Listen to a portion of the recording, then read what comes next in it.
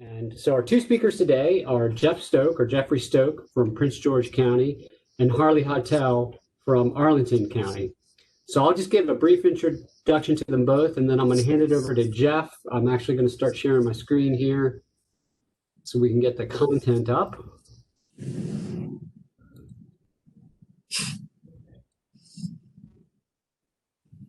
There we go. Give it a second. So Jeffrey D. Stoke has over 23 years of county government experience in Virginia and New York, and authored more than $5 million in grants and helped retain over 6,000 private sector jobs. Jeff has lectured at James Madison University, Cornell University, and Binghamton University on theories and case studies in economic development. He obtained his Bachelor of Arts in Urban and Public Policy Studies from SUNY Buffalo and a Master's of Public Administration from James Madison University. In addition to being the current Deputy County Administrator, Jeff was also the Director of Economic Development and Tourism for Prince George County. Our second speaker is Holly Hartell, who's the Business Relationship Manager for Arlington County. Holly has been employed by Arlington since 2006. She started her career with the county as a consultant for Bearling Point LLC, where she was the Oracle financial lead on the county's enterprise resource planning implementation. Holly is responsible for aligning the needs of the county departments and public with strategic direction of technology investments. She utilizes her business acumen to understand the operational needs, future objectives, and priorities as they relate to the county's technology, infrastructure, applications, and support. Her areas of focus, which you'll see in this presentation today, are digital equity and smart community opportunity. So with that, I'm going to turn this over to Jeff, and both our presenters are just going to have me advance the slides as they go along. So Jeff, take it away. Thank you, Joe, and thank you for allowing me to speak this afternoon. Good afternoon to the audience. My name again, Jeff Stoke, Deputy County Administrator for Prince George County with the rural perspective. I'm going to give an overview and review our fiber to the home case study on using a local electric cooperative partnership for last mile fiber construction in a rural community. I would like to thank the Prince George County Board of Supervisors, Mr. Percy Ashcraft, the County Administrator, the Prince George Industrial Development Authority, and Prince George Electric Co-op for this successful creative partnership. Prince George County is located south of Richmond, adjacent to the cities of Hopewell, Petersburg, and Colonial Heights. We have a population of about 37,000, and there are two dates on the first slide. There's two rounds of funding I'll get into, each for $1 million. Next slide. They say that good artists borrow and great artists steal. What we did is not a new idea. Como Electric Cooperative in Missouri began a fiber pilot project in 2010. This electric cooperative business model is currently expanding across the United States. For one example, in January of 2019, former Governor Phil Bryant signed the Mississippi Broadband Enabling Act, removing 1942 regulation that prevented electric cooperatives from offering anything other than electricity to their members. Mississippi has made $65 million available to 26 member-owned electric cooperatives at a 1-to-1 match. Next slide. The parties involved in this agreement are Prince George County, the Prince George County Industrial Development Authority, and PGEC Enterprises, LLC, doing business as Rural Band. As of today, the internet packages for the fiber service and telephone are listed on the slide. The county fiber system connects into the Mid-Atlantic Broadband middle mile fiber with the initial connection in front of the Commonwealth Center for Advanced Manufacturing facility. Next slide. The current Virginia SCC regulations made it necessary for the electric cooperative to create a subsidiary to construct and operate the fiber system.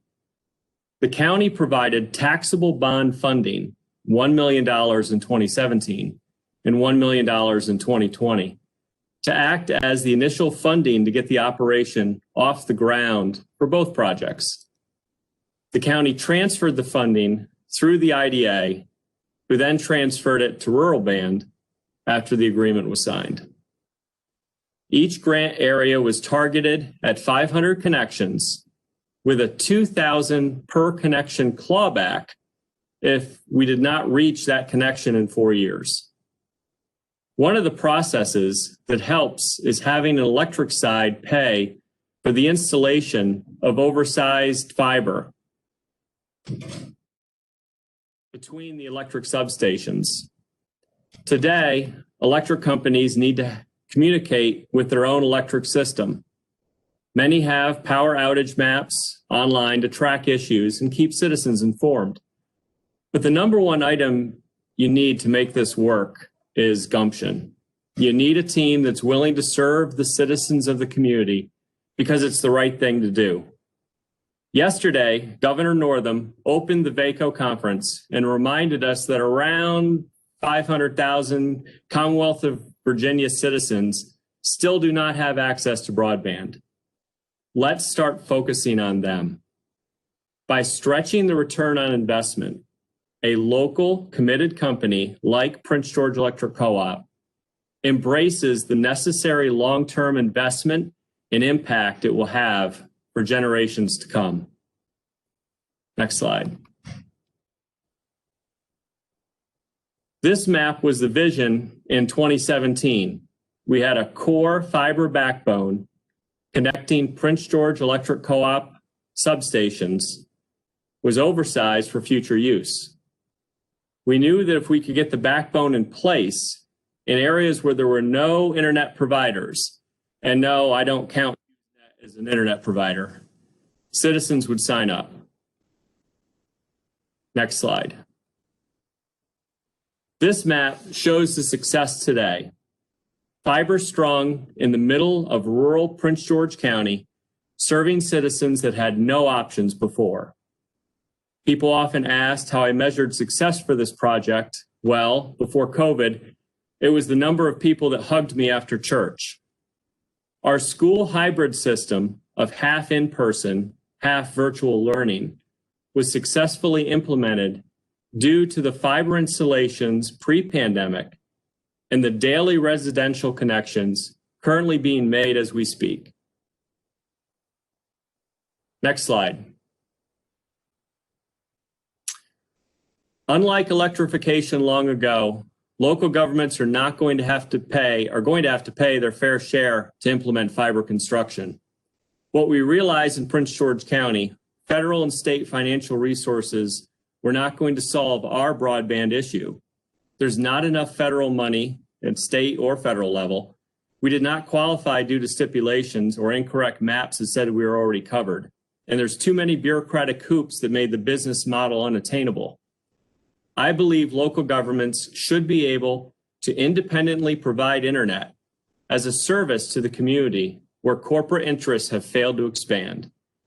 Our phase 1 was completed 2 years after it started with over 500 homes connected. Our phase 2 is still ongoing. We have 996 fiber connections in the county and over 60 connections scheduled next week. We have a take rate well near 50%, and our goal is to strive for full build out in 5 years. Rural Band is in Prince George County, Surrey County, and Sussex County, with now 1,556 fiber connections and growing. And these are connections in truly rural areas. Some parting thoughts. Either serve the citizens or get out of the way and let us do it. We were told by Comcast it would be impossible to serve our citizens in rural Prince George County in 2017, even though they had a franchise agreement to provide coaxial cable TV service for the whole county. 3 years later, we have fiber to the home in 1,556 locations over 3 counties. Don't tell me it's impossible. Now let's talk about 5G. 80% of the cost of new 5G wireless phone network is fiber backhaul in the ground. We're not just building fiber for the internet. We're building fiber for the digital future of our community. Thank you, and I hope you enjoyed our case study in Prince George County, Virginia. Thank you, Jeff. Before we go to Holly, just another reminder to keep yourselves muted. We will be doing questions at the end and taking those through the chat. So Holly, I'll go ahead and advance to the... Thank you. Great. As Joe had introduced me, I'm Holly Hartell. I've actually had a promotion since I think I gave the information, but Assistant CIO for Strategic Initiatives at Arlington County. And while Jeff had a nice map of where his county is located, just for you all who might not be familiar, Arlington County is located in the northern part of Virginia, just outside of Washington, D.C. We have a population of around 243,000 in a 24 square mile area. So we are a very urban space, and our challenges, as you'll hear as we're going through, are very focused on underserved populations who it's affordability is the issue related to connectivity. So if you want to go to the next slide. So before we even get to the content of this slide, how we started on our effort was really kind of an overlap of multiple different things and kind of the awareness within the county of how we could build our relationships of what others were doing. Arlington County is lucky enough. We do have a fiber infrastructure that was put in place many years ago to support connections to the buildings, the county buildings and the county schools. And as we were building a connection to a new community center, this community center also happened to have a residence as part of it that was sponsored by a nonprofit housing corporation, APA, Arlington Partnership for Affordable Housing. A conversation started taking place with the Community Planning, Housing and Development, APA, and our technology staff to discuss, well, what happens if we provided wireless internet access? Is this something that's needed? And so it was an experimental pilot that we have learned a lot from. But I think the biggest thing that we learned was that absolutely there was a need in Arlington for connectivity that people didn't have. So we dove into the data. So coming from the tech department, we always think data first. So using American Community Survey data, we uncovered that 16% of the households don't have access, fixed broadband access at home. They might have a phone, but they don't have the fixed broadband access at home. When you think about the fact that we are such an urban community, that seems like a lot. Then when you break it down even further, you see that of those people who do not have access, most of them, 72% of them, are lower income, making less than $75,000 annual. Next slide. So once again, looking at the data and looking at where the challenges were, there are significant differences in parts of Arlington. North Arlington is often referred to as much more affluent than the southern part of Arlington, South Arlington. And as we dug into, once again, the American Community Surveys data, you could see visually that those locations, that the census tract that were most impacted by not having the access were also located in the southern part of Arlington and in neighborhoods that are traditionally underserved and traditionally low and moderate income neighborhoods, such as Buckingham, Knox, Columbia Heights, Douglas Park, and Columbia Forest. Next slide. This slide I only have in here, honestly, to make the point that we were focusing so much on making the case for digital equity. And that was where most of our conversations were occurring, not on building the connections or digital literacy or what do we need to do, but making the case that we needed to have this for everybody. I do not want to say there's a silver lining with COVID, because I don't think there's anything that's good that's coming out of COVID. But what it did do was clearly elevate the fact that broadband connectivity was an issue, and we needed to make sure that everybody in the county had access. Next slide. So as we started, even before COVID, our first focus was to frame the work that we were doing. So our goal is to make sure that all Arlingtonians have the information technology capacity needed to fully participate in the community and the economy. So what does that mean? For us, that means focusing on connectivity. That means make sure that you have the access, whether it's a partnership with Comcast, doing something on our own, working with a nonprofit. What do we need to do to make sure that you have that connectivity available to you? The next piece is access, making sure that you have the right device, whether it's for a school need or whether it's for another type of need, make sure that you have what you need. Next section was usability, is often referred to as digital literacy, but for us it goes beyond digital literacy. It's not only making sure that the community has access to the right training and the right tools and the right information related to cybersecurity and how new technology is going to impact them, but also making sure that we're looking at our internal applications and considering how are we structuring those so that they're structured in a way that's easiest for people to use. And then the final thing, and probably one of the most unglamorous but most important, is the program sustainability and community capacity, making sure that we're doing something that we can support for a long term and in the appropriate ways. Next slide. So at the very beginning of COVID, actually right before COVID was about to start, we were working with a group to do a survey. We had internally created a internal working group that represented multiple departments within the county. So my department, the Department of Technology Service, Community Planning, Housing and Development, libraries, parks, human services, all played a role in giving input, a direct input. We extended the conversation to include public schools, public safety, and other different aspects within the county. And then we created a group called our Digital Inclusion Network, which was an option for service providers and others who were interested in understanding what we were doing to have an opportunity to voice their thoughts and to see what we were doing. But what we also wanted to make sure we were doing was elevating the voices of those people who are most impacted. I think we can all attest to the fact where you've got the best intentions, but if you don't think about those who are directly affected by the issue, you might get something wrong. So when COVID was happening, we were literally about to start on a series of focus groups. And then we paused.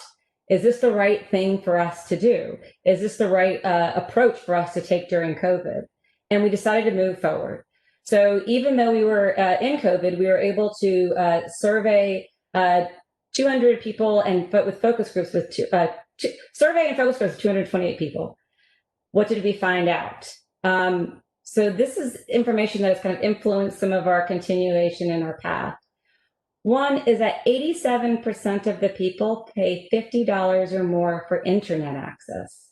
And I want to say, I think it's 50% pay more than $100. That's a lot of money for people who are already taxed, and as we're moving into uncertain times still related to COVID is a concern. We also found out that most people do use a computer or a tablet, but there's a significant portion of the population that still uses their cell phone for a primary access to the internet. If you're trying to do certain things, like apply for a job, write a business proposal, your cell phone is good for a lot of things, but there's other things that it's not intended for use. So that there's still a need for the right device. We also found out that other people that have devices, they have a lot. So before this, when we were first starting to look at some of our programs, we were making the incorrect assumption that one household, one device. Well, 74% of the people have 4 or more devices.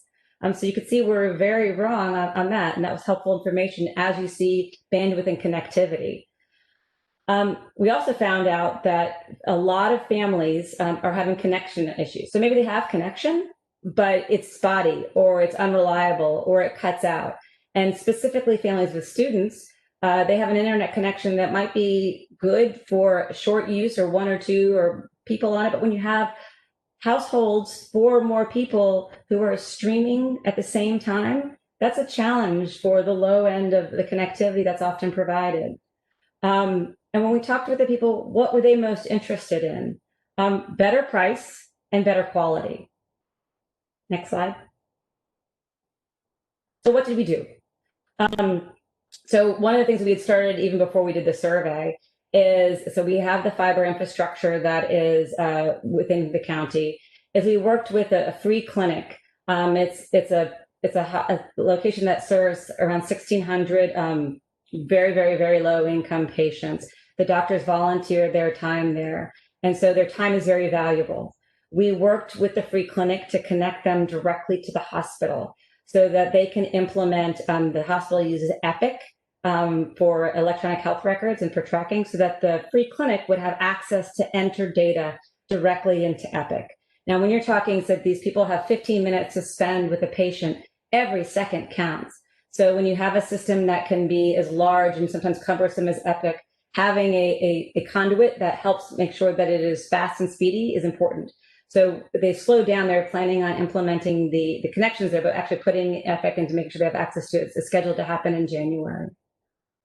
The other thing we did was, what can we do fast? This is where Comcast stepped up, but also we really started to develop a very strong relationship with Arlington Public Schools, and understanding there was an area of need. The schools had previously had MiFi devices that they had given to people who were not connected. Those MiFi devices were configured to be suitable for not full distance learning, but homework. And so when you started to see students having to be online for significant periods of time, or family members also sharing those same MiFis, they were not sufficient at all. So Comcast stepped up, and we used CARES grant funding to fund the Comcast Internet Essentials. Our original target, there are 4,100 families within Arlington who are on free and reduced meals. And we targeted all of those families, representing about 8,000 students. Today, we've got about 900. Now, that's a lot less than what we would like to get. But the learning and what we have understood and being able to provide the connectivity still is kind of chipping away at those who do not have access. So knowing that not everybody was able to take advantage of the Comcast Internet Essentials was something else that we learned. So the number of people who are subleasing or in a situation where they can't participate in a program like that became evident. We also, so to support that, we stood up a number of different hotspots. The county used its existing county facilities to stand up 19 spots, where we're averaging around 370 connects a week. In addition, we worked with schools, and the schools provided their sites, providing 4 school sites with hotspots. And we also provided connectivity at 4 intersections. Because what we found of the county hotspots in that underserved map that I showed you, some of the areas of greatest need were a pretty significant walking distance to those pop-up Wi-Fi hotspots. So you can see we're trying to address the connectivity in multiple different ways. Next slide. So what are we doing now to kind of think about how do we develop more and what's going to carry us through COVID? So once again, this was started at the very beginning of COVID, is we have this fiber infrastructure. How could we potentially use it? So whether it's a broadband authority, whether we're looking at a nonprofit, that has not yet been determined. However, we still need to understand, if we're going to be doing something, what are the costs? What does it take to connect? What does a model look like to support? How do you introduce workforce development? And how do you make sure that you are reaching the community and building an understanding that this is for them? So we are working with an entity called New Urbana Institute, and they are performing a feasibility study focusing and using 2 affordable housing properties as an example. Diverse, one happens to be a garden style historic property, and one is a newer, slightly newer MDU unit, multiple dwelling unit. So to understand a little bit more about the different types of connectivity and what that impact would be. We're also doing something, and we've named it the Oh So Technical Wi-Fi Blaster Project. This one is really, really interesting to me. So this is using a new technology called CBRS, which is Citizen Broadband Radio Services. You often refer to it in reference with 5G. What it does is it allows us to take signal significantly further than where the traditional Wi-Fi hotspots would be. So it's a new technology to us. We were actually able to use some of the governor's $30 million broadband to fund this. we're putting it in that same area of underserved. So where we weren't able to connect somebody with Comcast, or we're not able to connect them with some of our other mechanisms, how does this help? And how does this help get into their homes? You saw the number of spots, the Wi-Fi hotspots, but as it's eventually going to get cooler, I think having somebody have access to Wi-Fi inside is much more preferable than being outside. And for us, the CBRS technology and being able to put in this infrastructure is significant, because right now it's the Wi-Fi piece, but there's so much more that we potentially could be doing with this, an IoT network and a lot of other options. The last thing I want to say about the CBRS is the distance in which it travels is significantly farther than the traditional Wi-Fi access antennas and access points. I've heard the estimate of 2 to 15 kilometers. I think there's some variation because of what's in the way, but I'm understanding that it can go significantly further than what a normal Wi-Fi antenna, which is usually around 200 feet. Then the final thing that we started with and we will end with is our Digital Equity Action Plan, which is basically our policy framework to give us a guide of the direction of where we're going. This was originally our priority back before COVID. I think it's still very important that we make sure that we capture the information, the stories, the anecdotes, the data that we've gotten through COVID needs to be cemented as a foundation, and then a plan put in place. I know that budget is tight. It's even tighter than before, and maybe we can't do everything that we want as quickly as we want. But to be able to understand the nuances and what this means, and to give us a roadmap for 5, 10, 15 years down the road of where we're going, I think will be very helpful for us as an organization. And that's all I've got. Thank you for your time. Thank you, Holly and Jeff.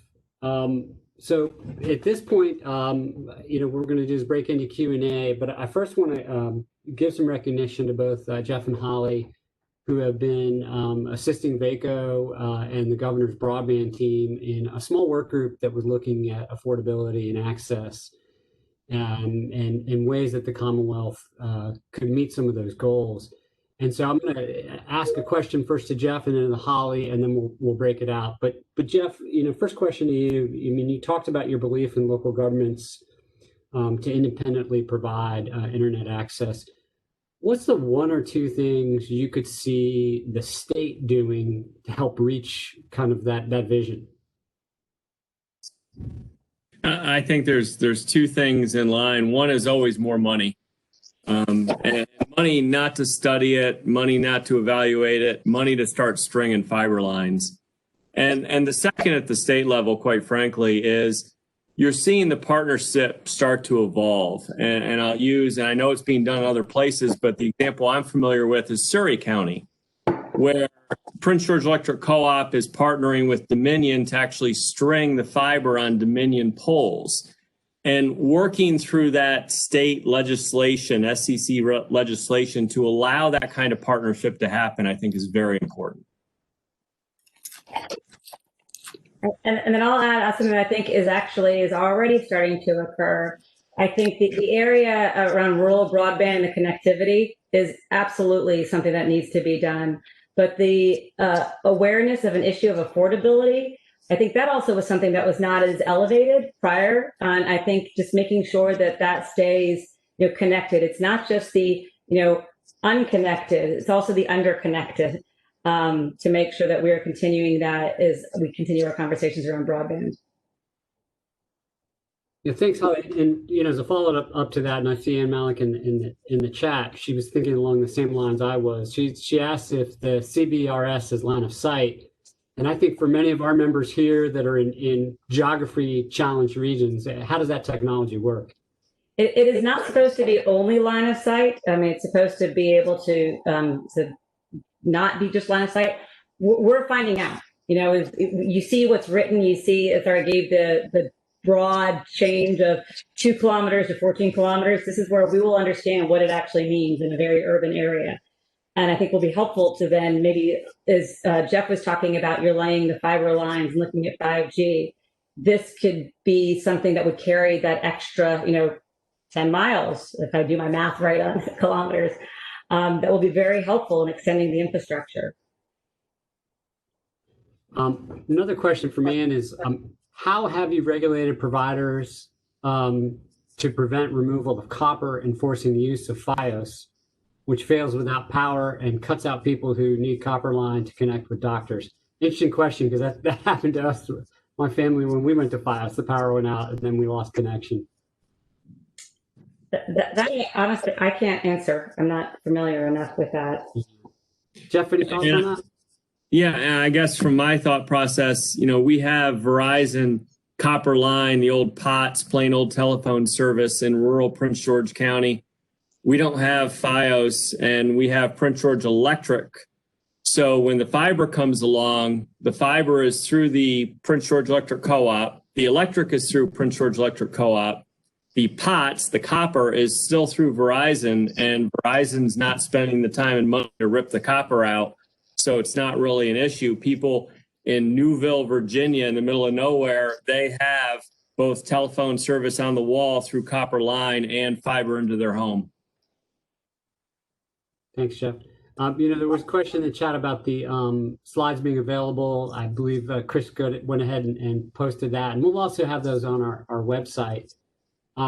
This is a question from Kristen Amstad from Loudon. Is there a role for counties to provide information about the affordability of different internet provider plans to constituents without resources? So we have also done that, we have a flyer that we share that has what other providers are providing available. So I think that is a role that we should be, and we have taken within Arlington County. We have a limited number of providers, but it is available. Great, thank you. I'm going to open it up now if there's anybody online that has a question, or somebody that just wants to unmute that's on video that has a question for directly for our presenters. Wait a second.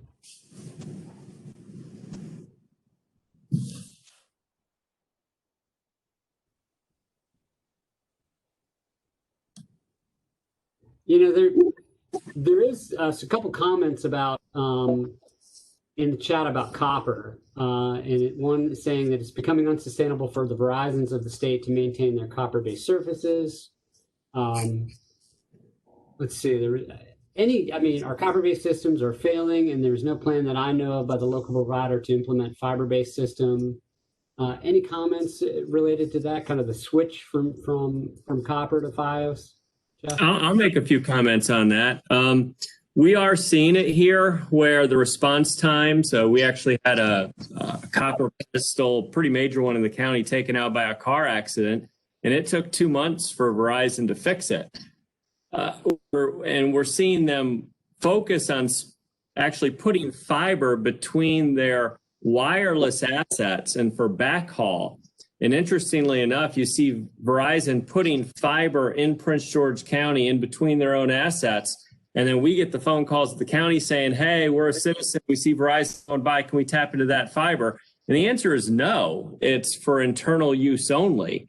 And so what Verizon is doing from an asset perspective is they're beefing up their wireless system, putting in the fiber backhaul to their wireless towers, running that fiber through the community, but no one can actually tap into that.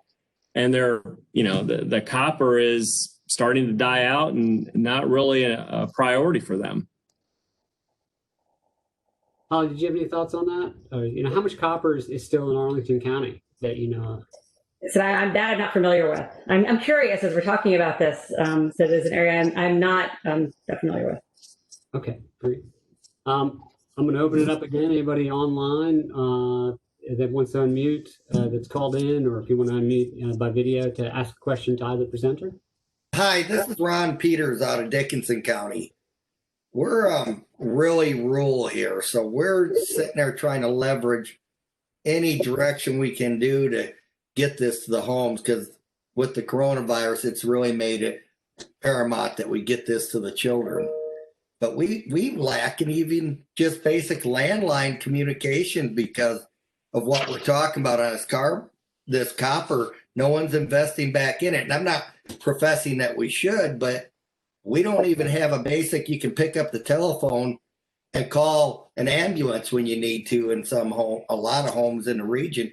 because of that. The copper's laid in the ground or been around so long that it's no longer, the quality's not there anymore. But I mean, I heard the presentation on Comcast, and I thought it was interesting. Comcast, we're going to invest to get 10 people hooked up. We've had all this fiber laying 10 plus years in the ground over in the Cumberland Plateau region, and there's just not enough. The timelines they're not conducive to giving the providers enough time to be able to have it installed by the deadlines that they have set by these monies that are finally flowing. And we knew way before coronavirus that this was a big issue for the region. But we need to be taking that back to the legislators, because we need to get the money here in a way that it'll be there and they can plan these networks out properly. I'd like to comment on that a little bit. Quite frankly, I've just ignored Comcast, no offense. You have APCO, your Appalachian Electric. We're working with them too. Because where I see the future of this, and I don't know how fast it's going to happen, if APCO and Dominion, they are stringing fiber in between their substations for their own electric purposes. They're doing it for outage maps, for communication amongst their. If they would just oversize that fiber, then they have a choice to make. Do they want to get into that business as a subsidiary, or do they want to let someone like a rural band or any other close by electric co-op or anyone could actually go into that area and tap into that fiber and do the drops to the home and the businesses along that route and get into that business? Those are the partnerships we're seeing in Surrey County right now. Well, I will tell you that I think it's gotten a lot better, and they're working through it. But I sat in, as a member of the Cumberland Plateau Planning District, I sat and listened to months of briefings where we couldn't get a hold of the power companies because we're trying to string fiber around their poles just to bring it to the household, because we have fiber in the ground in a lot of areas that we can't do the last mile. Right.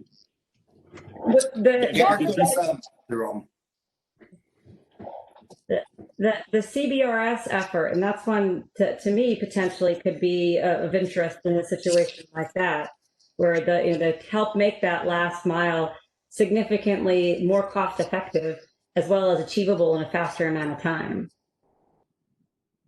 Thanks, Holly. Jeff, question regarding CRF funds. I mean, obviously, Holly, you were able to make use of them there in Arlington. I don't know, Jeff, if the both of you have any idea with your colleagues across the state how that money is being used, and obviously we wish there was a longer time frame to use it to get this into the ground. Any thoughts on that? The time frame's tough. We've actually decided not to move forward in that direction just because we couldn't get a project together. And our understanding, reading the federal guidelines, is it has to be complete by December 30th. I think that the governor's funding actually made it December 25th. Okay. So a little bit earlier. And for us, yes, the timeline, it's fast. We were lucky that we had been talking and considering something before we knew we had this funding available. And we are putting a lot of effort into making sure that we have this opportunity.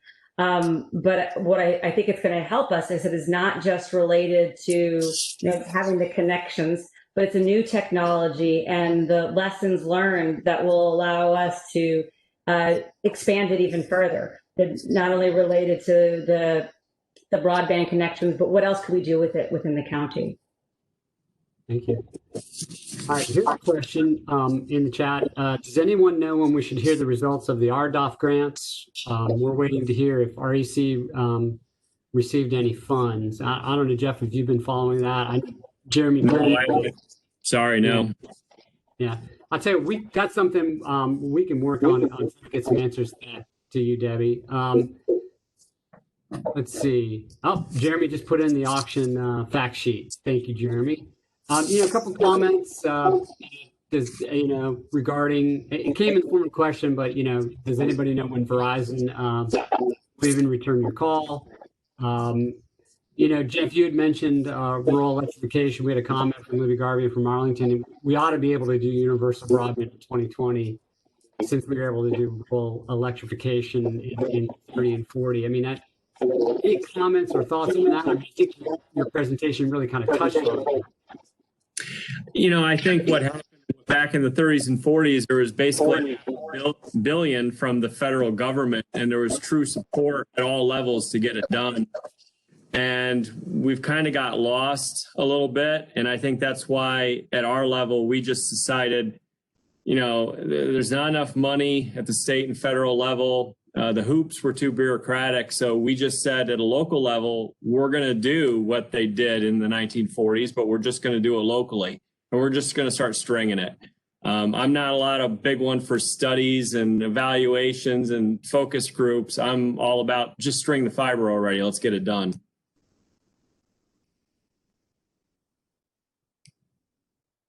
Hey, Joe, this is John Fant, Grayson County.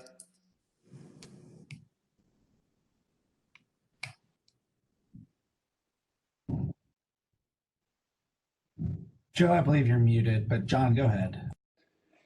So Jeffrey brought up the possibility of working with Appalachian Power and Dominion. Grayson County was selected, I believe it was May of 2019, as the pilot program for that effort. And Appalachian Power is going to begin installing fiber in Grayson County on the 7th of December.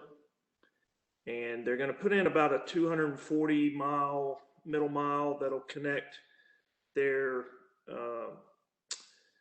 substations and their measuring devices throughout the county. And then we've partnered with a company out of Bluefield, Virginia, Gigabeam, to be the last mile provider. And they're doing just what Jeffrey described. They're going to overbuild the fiber network, and then they're going to lease that access to Gigabeam, and Gigabeam will do the last mile to the home. And we think we can serve about 60 to 70% of our citizens with fiber to the home over the course of the next 2 to 3 years as they build that middle mile.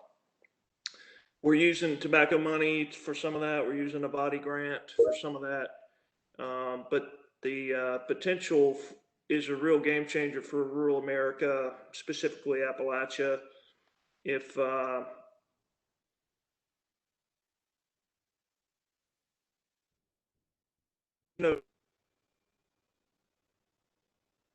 Appalachian Power do their part, and we're cautiously optimistic about where we're going. Ultimately, at the end, I think we'll be a hybrid solution no matter what, just simply because of geography, but it'll be primarily fiber to the home with a fiber-enabled wireless, fixed-base wireless for the remainder of the folks. I can take any questions if anybody wants some more clarity. Thank you, John.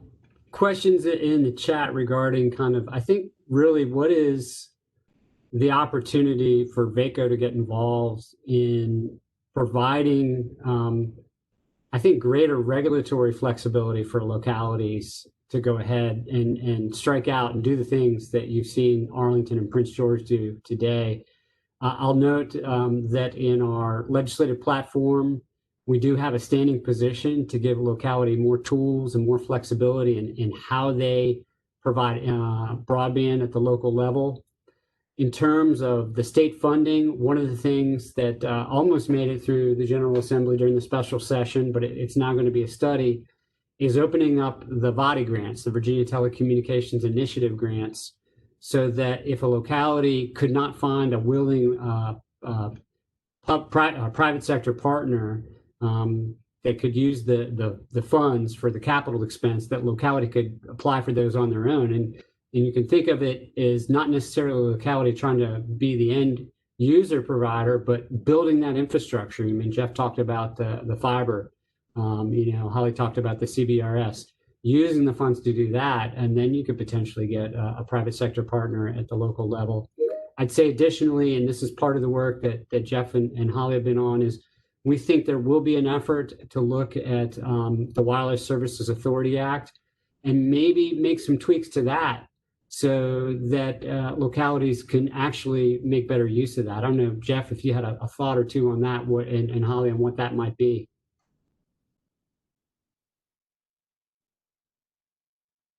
I see Jeff Hemming and Han. That's one of those. I'll put you on the spot. Can you repeat the question, please? So, what do you think under the Wireless Services Authority Act? What changes do you think that would help localities make better use of that authority potentially? I mean, there's been some critique of it in the past that there's only so much a locality can do with it. Yeah, I think you got to open it up. You've got to stop letting corporate interests determine what localities can and can't do. Open it up and allow us to serve the citizens through whatever mechanism we can, period. We can't be restricted. Oh, you got to partner with somebody. You got to do this. You got to do that. Why? We're just trying to string fiber. And if nobody's going to do it, we'll just do it ourselves. All right, you got a big. I'll support that in the chat. So that's good. Well, I'll tell you what. I don't know if we could keep going on along these veins. I think it's been a long day, so I want to thank you both. And I don't know if you had any kind of last parting words of wisdom. Obviously, we're going to have your slides in the chat, and I think if there's any resources, Jeff, you put your contact information in there to make yourself available. And there are any resources we could provide, website links, studies, things of that nature. I was trying to get myself off mute. One of the typical challenges we all have this today's day and age. The other thing I wanted to add, I agree with what Jeff was saying, is that we have to recognize that the position of a lot of the existing providers is different from our role. Having some conversations with some of them, well, you're never going to get everybody. You're only going to get, a certain percentage. Well, to me, I think our role as government is to get everybody, right? And so that's where we fill a gap that they're never going to be able to, because it doesn't make cost sense for them. And so how do you use, and what tools do we have within the legislature? How are things framed so that it's not necessarily a competition, but there are going to be people that we are trying to capture that they are not, and that they are not going to go after. Thanks, Holly. I agree with Holly. When was the last time you bought a home or rented an apartment that didn't have electricity? You could actually do that in the 1940s. Here we go again. History is repeating itself. Please call me with any questions you have. I'm an open book. I'll share the contracts. I'll share the process. I'll share the pitfalls and successes. Just give me a ring. Great. I'll conclude by saying, one of the things that I was remiss on talking about the special session, I had mentioned about the study for the body funds, but the actual success we had in lobbying for more funds. I mean, Jeff, you talked about that, the need for the state to ramp up its investment. And so I think that's been a success, and we'll continue to work towards that. So I want to thank everybody for attending today. I know it's been a long day, and we're going to start up again at 9 a.m. tomorrow. Just a reminder, we're going to have Dr. Bob Holsworth, who's very insightful in kind of delving into the election results. If you can remember from 4 years ago after the presidential election, or maybe after a recent gubernatorial election, he's able to give some great insight. And then we'll have our business meeting tomorrow. So thanks again to one and all. Thank you to our presenters, Holly and Jeff, and we will see you all soon. Thank you. Thank you for the opportunity. Thank you very much.